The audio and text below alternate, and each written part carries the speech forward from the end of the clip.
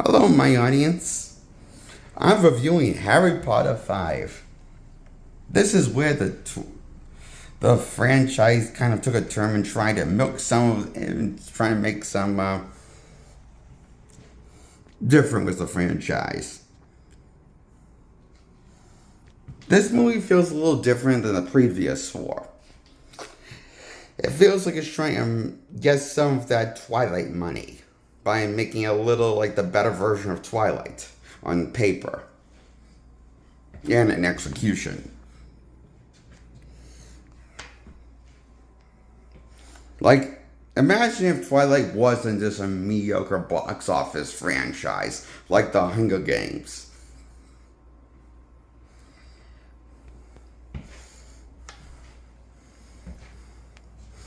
This movie did a step beyond mediocrity by doing all the cliches of book adaptations and doubling down and having fun with it. That's why this time this more tongue-in-cheek builds it worked into this adaptation of Harry Potter 5. There's more humor worked into this adaptation, and Harry's more looser, and so is Miley and Ron, all three of his friends, two of his close friends in the franchise. However, the movie does focus less on them than the previous four did. Compared to the previous four, where they were pretty much the front main focus of the narrative, Ron and his two close friends. This time, Harry's just the main focus, and Ron and Miley are more like side characters, reduced to more this time around than the previous four.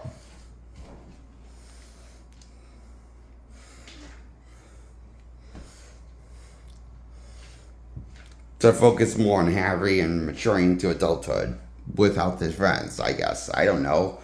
It doesn't make really sense to change the narrative a little. Where's the amount of protagonists usually follow along when you get to the fifth installment. So that's why I feel like it feels almost like a soft reboot, the fifth installment. Reset button, continue the story. So Ron and Miley feel underdeveloped by the end of five installment, but still remain likable to Harry and his world of characters.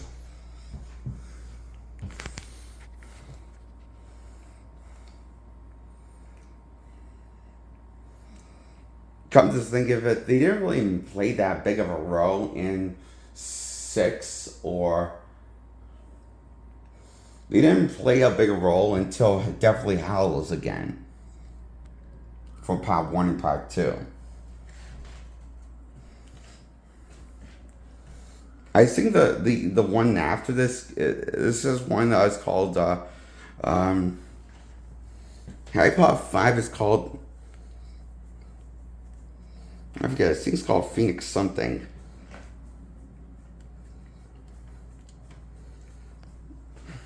I forget the title. Personally, I think this is my least favorite out of the bunch, but I still liked it.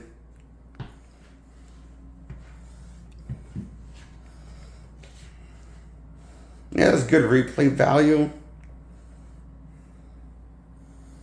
but I'm not sure if it makes a whole lot of sense. Like, when did Voldemort got into Harry's body?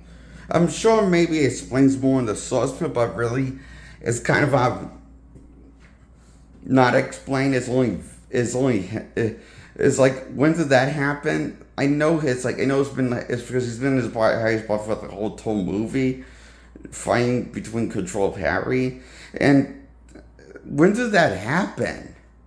It's like that thing out of nowhere, a twist. That's like a Shyamalan ding dong twist, because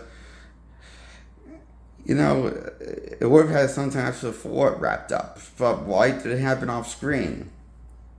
I'm sorry, that just raises too many questions.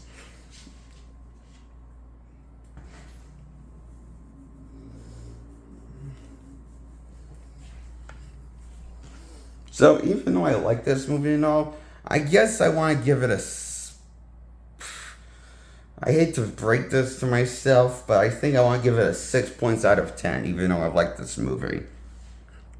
I give like a mediocre movie.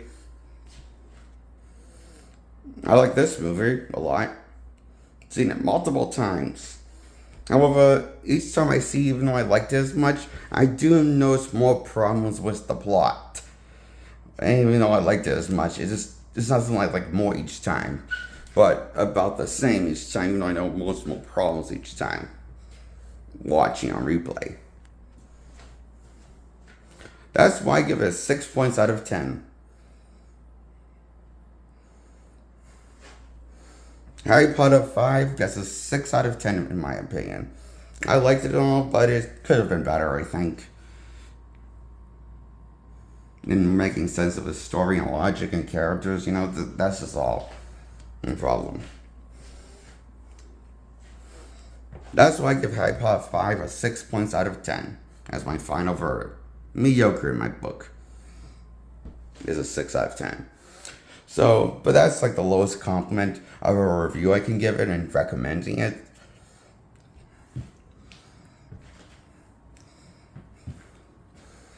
So would I watch this again? Yeah, I have many times. But a 6 out of 10 is a 6 out of 10. And I hope you like this review on Harry Potter 5. Goodbye. Subscribe to my content. Like this video, I hope. I'm Jake Allen Graham. Hope you enjoyed this review on Harry Potter 5 movie adaptation of the 5th book. I enjoy this. Talking about this movie. I hope you enjoy watching this review. Goodbye.